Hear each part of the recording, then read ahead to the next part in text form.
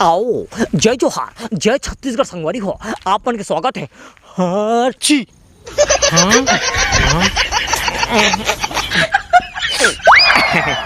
आपन के स्वागत है छी न्यूज चैनल में। संगवारी हो, छत्तीसगढ़ में भारी वर्षा के कारण वर्षक बाबू हा मछली पकड़े बर गए हैं। तो चलो चलथान देखथान कथेकन मछली पकड़े हैं।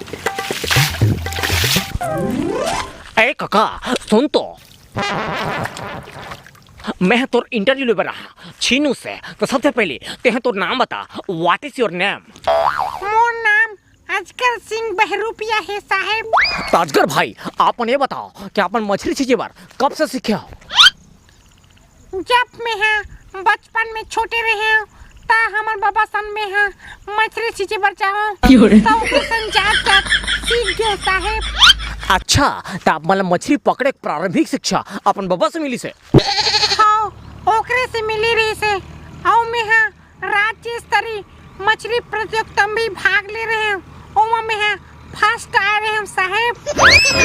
अरे वाह, ये तो हमारे लिए गर्व की बात है। तू तो हमारे छत्तीसगढ़ के नाम ला रोशन कर दे। धन्यवाद साहेब। अजगर भाई, आपन ये बताओ कि आपन के पढ़ाई लिखाई कहाँ तक हो है? मैं है मछली पकड़े में ITI करे हूँ साहेब। अच्छा, कौन से कॉलेज से?